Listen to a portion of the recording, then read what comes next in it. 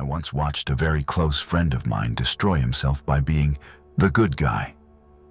He gave endlessly, forgave repeatedly, and spent years trying to save people who barely remembered his name. When I saw him again, he wasn't broken anymore. He was unrecognizable. The softness was gone. His eyes had turned into something else, calm, precise, untouchable. When I asked what happened, he told me words that would burn into my mind. The world didn't change. I did. That line lingered because it wasn't just his story. It was mine, and it's yours too. Right now, you're living between two versions of yourself. The first one bends over backwards to be understood, respected, loved. You explain yourself, over-apologize, and keep hoping that if you're kind enough, patient enough, the world will finally treat you right. But every time you give more, they value you less. Then there's the second version, the one you hide but secretly wish you could unleash. The one that doesn't argue, doesn't beg, doesn't chase. The version that removes people quietly, without guilt, without warning. Machiavelli understood this split centuries ago. He said, "It is better to be feared than loved, if you cannot be both." Not because fear makes you cruel, but because control protects your peace. Love without control becomes dependency, and dependency is the first chain of weakness. In this video, I'll show you how to become that second version. That's what this transformation is about, moving from breakable to sovereign, from a man shaped by others to a man who shapes himself. There are 8 mental shifts that divide these two versions, each one burning a piece of who you used to be. And if you stay until the end, you'll walk away no longer seeking approval, but commanding respect. You'll stop begging for peace and start generating it from within. Because in a world like this, one designed to consume the soft, the only way to survive is to become strategically ruthless. The first shift: stop giving yourself to the ungrateful. Your greatest weakness was never your kindness. It was where you invested it. You've been pouring your loyalty into people who feed off your light and return nothing. You thought generosity would inspire gratitude, but in power psychology, what's freely given is subconsciously devalued. The masses mistake accessibility for inferiority. They assume if you give too easily, it's because you need to be liked. And once someone senses your need, they own you. That's how most men lose control. Not through failure, but through emotional dependence disguised as virtue. Machiavelli wrote in The Prince that men are ungrateful, fickle, false, cowardly, and covetous. In modern terms, it means this: people respect consequences, not explanations. They remember the sting of loss, not the softness of mercy. When you keep forgiving without penalty, you train them to disrespect you. When you explain your worth, you confirm they have the power to question it. Every good guy who's ever been crushed made the same mistake, confusing being kind with being harmless. The ungrateful are psychological predators. They don't attack your body, they hunt your guilt. They make you feel bad for protecting yourself. That's not empathy. That's emotional warfare. And the only response is withdrawal. Stop rewarding betrayal with access. Your care is a privilege, not a right. Let people earn it through consistent respect. The moment someone violates that, your silence should be the punishment. Indifference is the purest revenge. When they realize your attention is no longer available, panic begins. They start to feel the absence of what they took for granted. And that's the moment power returns to you. Even the great families of Florence understood this. The Medici didn't waste time convincing their enemies of their goodwill. They controlled them through dependence and distance. Their silence was more terrifying than any threat. The same applies today. The world belongs to those who conserve their energy like currency, not those who spend it begging to be seen. So withdraw. Hoard your energy. Rebuild your focus. Let the ungrateful wonder what happened to your warmth. Tell them it froze the moment you recognized the truth. Some people deserve your distance more than your devotion. Remember this affirmation: my kindness has limits. Now for the second shift. Turn pain into power. Pain is the most honest teacher you'll ever have. It doesn't lie. It doesn't flatter. It exposes what's fragile inside you. Weak men drown in pain because they're still waiting for fairness, believing the world owes them closure. But ruthless minds, the Machiavellian kind, see pain as currency. You either invest it to build yourself, or you waste it seeking sympathy. Every betrayal is a ledger entry showing who you trusted too easily. Every loss is a memo reminding you that nothing is permanent. And every heartbreak is a blueprint revealing what you must stop depending on. When you interpret pain this way, it stops being punishment and becomes information. It becomes leverage. The Medici turned exile into opportunity. Steve Jobs turned humiliation into legacy. Elon Musk used ridicule as momentum. Pain, in every era, is the forge where influence is made. As Machiavelli wrote, a wise man learns more from misfortune than from prosperity.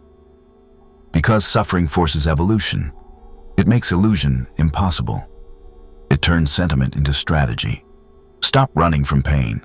Study it. Ask it what it's teaching you about control. Don't cry to feel better. Reflect to get stronger. The strong don't chase closure. They create power. They convert heartbreak into composure and rejection into focus. This is what I call Machiavellian alchemy. Turning the emotional lead of pain into the psychological gold of dominance. Because once you stop fearing pain, you become ungovernable. When others try to manipulate you through guilt or withdrawal, it fails. Because you've already endured worse. They can't use what no longer scares you. Your calm becomes unsettling. Your silence becomes heavy. That's the aura of someone who survived his own fire. So next time you're hurt, don't curse it. Capitalize on it. Pain is the tuition you pay to become powerful. Once you've mastered that lesson, the world loses its leverage over you. Now, ask yourself this. If pain can be turned into strategy, what other illusions are you still feeding? The biggest one, the trap that keeps even strong minds weak, is the need to be understood. And that's where we go next. The hunger to be understood is the addiction that kills most powerful minds. You think if people could just see your intentions, your truth, your heart, they would finally treat you right. But here's the truth Machiavelli would whisper in your ear. Most people don't care to understand you. They care to categorize you. They're not listening to connect. They're listening to map your weaknesses. Every time you explain yourself, you give them a new entry in that map. In The Prince, Machiavelli advised rulers to conceal their intentions. Because once your motives are visible, your enemies can predict you. In The Psychology of Control, prediction equals power. When they know what you want, they know how to move you. When they know what offends you, they know how to destabilize you. Every word of explanation is ammunition in the wrong hands. That's why the ruthless stay quiet. They allow misunderstanding to protect their leverage. They let others guess, project, and assume, and in that fog, they move unseen. Napoleon understood this better than anyone. When asked about his strategy, he said, "Never interrupt your enemy when he is making a mistake." Silence is not absence. It's advantage. People think explaining earns respect. It doesn't. It signals need. The more you justify yourself, the more you declare that their opinion still governs you. Power doesn't justify, it simply exists. The most commanding figures in any room aren't the loud ones. They're the ones who don't flinch when misunderstood. Their restraint creates tension, and that tension demands respect. That's why the strong don't defend, they decide. You must train yourself to become unreadable. Speak less than you know. Reveal less than you feel. Let your actions confuse those who think they've already figured you out. The weak seek validation. The powerful seek control. Every time you choose silence over explanation, you reclaim a piece of your freedom. Because what they can't label, they can't manipulate. Machiavelli wrote that, "The wise man does at once what the fool does finally." The wise stop defending themselves early. The fool keeps talking until he's exposed. So when they misjudge you, let them. When they call you cold, arrogant, detached, accept it silently. Every false label they throw becomes another layer of armor. When you stop trying to correct them, you stop needing them. Remember this: restraint is not weakness. It's weaponized composure. The greatest commanders throughout history, Caesar, Rockefeller, even modern titans like Bezos, knew when to say nothing. When you stop broadcasting emotion, you start projecting power. Silence creates uncertainty, and uncertainty breeds caution. People fear what they can't read. So hold your calm when others lose theirs. Don't argue, don't explain, don't plead to be seen. Let your silence be the echo that unnerves them. In a world addicted to noise, composure is rebellion. Drop this affirmation in your mind. My silence speaks power. Now, we move to the fourth transformation. The moment where silence becomes action. Detach. Don't beg. Every man eventually reaches the point where he realizes that chasing what's leaving is an act of self-erasure. Begging for attention, love, or closure doesn't heal you. It humiliates you. The moment you chase what's walking away, you teach it how little you think you're worth. Machiavelli warned that the one who is not master of himself cannot be master of others. The same applies to emotion. When your peace depends on someone's response, you're not in control, they are. Detachment isn't about coldness, it's about control. It's the skill of walking away from anything that threatens your dignity, no matter how much you desire it.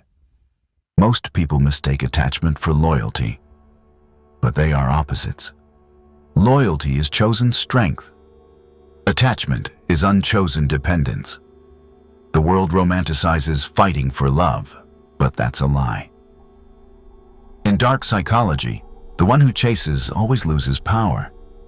The act of pursuit signals need, and need is a weapon others use to own you. Study the elites, and you'll see detachment in every move.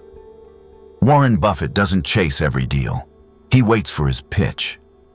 The Rothschilds built dynasties not through emotion, but through patience. Those who act from impulse serve those who act from calculation. That's the difference between slaves and strategists. When someone disrespects you, don't plead. Disappear.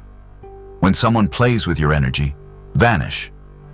Silence becomes your sword, absence, your message. In Machiavelli's time, rulers used silence to terrify rivals more than any army could. In our time, your lack of reaction does the same. It confuses manipulators because it cuts off their power supply, your emotion. Once you stop reacting, you become unreadable. And what people can't predict, they start to fear. Indifference burns colder than hate and lasts longer than love. The ruthless understand that detachment doesn't mean not caring. It means caring strategically. You can love deeply, but walk away instantly when respect dies. That's real control. Because when you stop begging, you stop bleeding. Machiavelli taught that all men are driven by two impulses, love and fear. If you master attachment, you command both. The moment you learn to withdraw without warning, you become the one who decides who stays and who fades. Detachment is how you turn emotional chaos into calm command. Every manipulator, every deceiver, every person who once fed on your reactions will eventually feel your silence like punishment. And when they do, they'll realize you're no longer available for exploitation. That's the energy of power. That's the beginning of sovereignty. Repeat it quietly. I choose peace over people. But peace alone isn't enough. Without protection, peace dies quickly. You've mastered silence and withdrawal. Now, you need armor. Because in a world full of envy, opportunism, and false loyalty, the next lesson is the difference between chaos and command. Peace without armor is just a pause before the next wound. The fifth transformation is what separates the unguarded from the powerful. Boundaries. Boundaries are not barriers of cruelty, they're fortresses of self-respect. Without them, your world becomes an open field where anyone can trespass, take, and leave you empty. You've been taught that saying no makes you selfish, that limiting access makes you cold. But the truth Machiavelli understood, and every successful ruler after him confirmed, is that mercy without control invites destruction. Every time you tolerate disrespect to keep the peace, you trade long-term stability for short-term comfort. Every time you forgive without consequence, you reinforce betrayal. A man without boundaries isn't kind. He's exposed. A prince who is not wise himself cannot be well advised, Machiavelli wrote. Meaning, if you cannot protect your own peace, no one else will. The world doesn't honor openness, it exploits it. History proves it. The Borgia family ruled through alliances, not affection. The Medici maintained power not by being universally liked, but by being respected for their limits. In our era, the same principle governs billionaires and rulers alike. Control access, control outcome. Those who can reach you easily will never value you deeply. That's why the ruthless defend their time, their focus, and their emotional energy with precision. Boundaries are not walls to keep others out. They are gates that determine who earns entry. They're not about punishment, they're about structure. And structure terrifies manipulators because it removes their leverage. In dark psychology, boundaries are the architecture of dominance. The one who enforces them sets the rules of every interaction. When you calmly say no without guilt, you project power. When you withdraw access after betrayal, you announce your worth as non-negotiable. The strong don't argue for respect.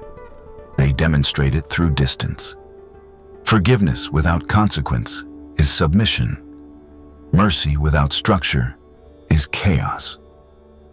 The moment you stop rewarding bad behavior with your presence, parasites vanish. The weak will call it arrogance. The fearful will call it ego. But those who understand power will recognize it as self-command.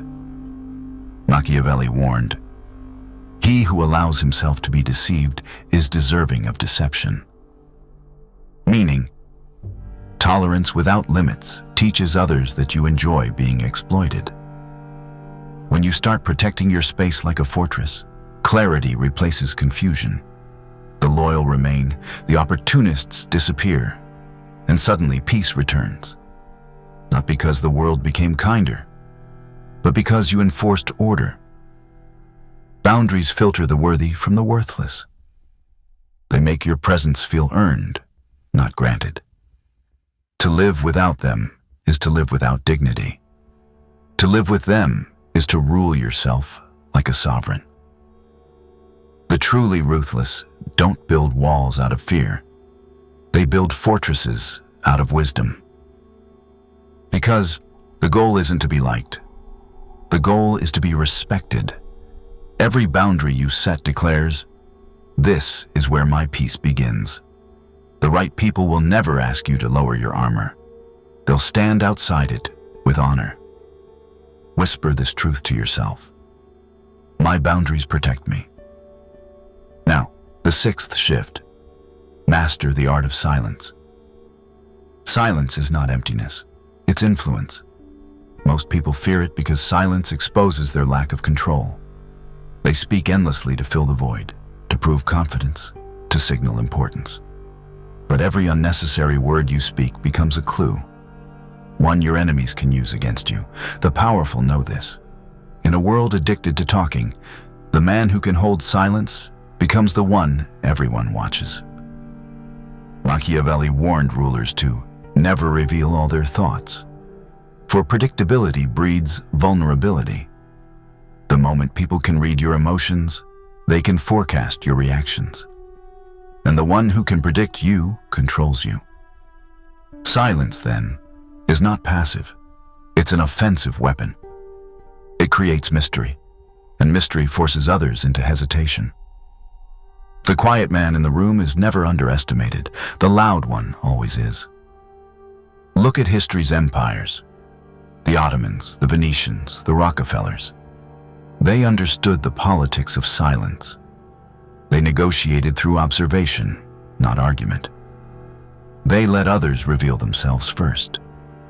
The wise listen 10 times more than they speak, because observation is leverage. The fool explains to feel important. The strategist waits to strike precisely. Every pause you hold increases your authority. Every unanswered provocation exposes your opponent's insecurity. Silence triggers projection. They start revealing their fears, intentions, and lies to fill the quiet. They unravel while you conserve energy. This is the essence of psychological warfare: to win without lifting your sword. Machiavelli wrote that power is a performance and perception is half of it. The less people know of your intentions, the more they imagine. And imagination is a stronger leash than any truth. When you withhold words, you don't disappear, you multiply. They begin to wonder what you're planning, what you're capable of, what you're hiding. That uncertainty makes them careful, fearful, obedient. When someone insults you, remain silent and let their own guilt consume them. When someone provokes you, give no reaction. Let their desperation expose them. Silence is not retreat, it's restraint. And restraint is the posture of power.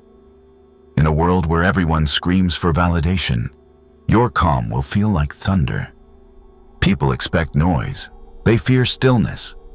That's why silence commands rooms more than charisma ever will. Power doesn't beg to be heard. It demands to be felt. Every ruler, every tycoon, every master of persuasion shares this truth. The less you say, the more others reveal. Control your tongue, and you control the tempo of every interaction. The man who can hold his peace controls the battlefield. Repeat this quietly. My silence controls chaos. But even silence and boundaries are not enough. There's one final trap, the one that ruins kings and destroys empires. Loyalty. Misplaced loyalty. Blind loyalty. The kind that turns strength into servitude. And that's where we go next. The secret law of Machiavellian allegiance. Loyalty is a sacred weapon, but only in the right hands. The seventh transformation begins when you stop treating loyalty as an identity and start wielding it as a tool. The moment you give it blindly, it becomes a cage. The moment you attach it emotionally, it becomes your chain. Machiavelli warned that men are ungrateful, fickle, deceitful, cowardly, and greedy. To expect absolute loyalty in a self-interested world is to invite betrayal. Power belongs not to the loyal, but to the calculating. In every century, the same law repeats. The devoted are devoured first. The overly faithful knight dies defending a king who replaces him within a week. The lifelong employee is discarded the moment profits drop. The friend who would never leave disappears the day your usefulness ends. The modern elite know this instinctively. They stay loyal to their mission, not to the people who orbit it. Real loyalty is conditional. It serves growth, protection, and progress. When it stops serving those things, it must be reconsidered. Most people cling to loyalty out of fear. Fear of being alone, of being labeled untrustworthy, of losing approval. But these fears are exactly what manipulators exploit. That's why the powerful remain attached to purpose, not personalities. They ride alliances like waves, adjusting with the tide. Machiavelli wrote, "A wise man ought never to make himself depend wholly on one thing or one person." Dependence kills autonomy, and autonomy is the oxygen of dominance. You can appear loyal, speak the words, wear the colors, play the part. But internally, you stay sovereign. The illusion of loyalty disarms others while you retain freedom of movement. In politics, business, and relationships alike, this illusion is priceless. It keeps others comfortable while keeping you untouchable. Kings fell because they trusted too deeply. Subordinates were erased because they served too faithfully. Empires collapsed because devotion blinded strategy. The world doesn't reward sincerity, it rewards control. The elite understand that loyalty must be a sword, not a gift. Sharp, deliberate, remembered. The gift is forgotten. The weapon is feared. Modern power brokers practice this quietly. CEOs support their partners until market winds change. Investors back founders until they underperform. Even in your personal life, those who claim unconditional loyalty may vanish when your usefulness fades. The lesson is simple. Loyalty without leverage is self-betrayal. You owe nothing to anyone who would not fight for your survival. Let your allegiance belong to your mission, not to those temporarily near you. This doesn't make you heartless. It makes you effective. Machiavelli's true genius wasn't cruelty. It was precision. He knew emotions are the cracks through which control slips away. The wise ruler gives loyalty sparingly, always retaining the ability to withdraw. That's how you command respect. When people know your loyalty is a privilege, not a promise. When they understand that crossing you has a cost. Now we reach the final evolution. Become untouchable. Untouchable doesn't mean cruel. It means complete. It's the state where no insult, betrayal, or manipulation can pierce your composure. The world will always test you through envy, disrespect, and chaos. The weak break, the emotional react. But the untouchable remain steady. They move like a shadow, silent, deliberate, unowned. Machiavelli taught that he who is wise will be master of himself, for he who is mastered by others is never free. True freedom begins when you stop depending on others for validation, peace, or power. The masses chase approval because they believe recognition creates worth. The untouchable know the opposite. Self-possession creates recognition. The moment you stop needing to be fed by others, you become impossible to starve. Untouchability is built in layers: discipline, restraint, and purpose. The disciplined man controls his time. The restrained man controls his emotions. The purposeful man controls his destiny. This is how great empires and great men are built. Through invisible control, not visible chaos. The untouchable don't react to disrespect. They outlast it. They don't chase fairness. They engineer advantage. They don't explain. they execute. Think of Marcus Aurelius writing Meditations in the war camp. Think of Rockefeller ignoring public hatred while quietly buying the railroads that carried his oil. Power is not loud, it's deliberate, unemotional, unflinching. When you reach this stage, anger becomes measured, fear becomes irrelevant, desire becomes disciplined. Every reaction is intentional, every silence is meaningful. You stop orbiting around others, you become the axis. Chaos spins around you, never through you. The more centered you become, the more others sense it. They either respect it or fear it, but they cannot ignore it. Being feared, as Machiavelli meant it, isn't about terror. It's about consequence. It's the quiet understanding that your peace has a price. When people hesitate before crossing you, you've achieved psychological dominance. Not through aggression, but through presence. Untouchability is invisible armor, forged through thousands of controlled reactions and a single unbreakable law. No one dictates your state but you. To reach this, you must burn the last fragments of dependency, the need to be forgiven, justified, or recognized. You must rise above attachment, resentment, and longing. Because every emotion tied to external approval is a lever others can pull. Remove the levers, and you remove their control. When you finally master yourself, power becomes effortless. People feel it instinctively. They adjust their tone, their distance, their respect. You won't need to demand reverence. Your silence will command it. That's the essence of sovereignty. The untouchable don't chase peace. They generate it. They don't react. They direct. They don't hope. They decide. That's the level Machiavelli was pointing to. The man who cannot be ruled because he rules himself. Remember everything you've learned.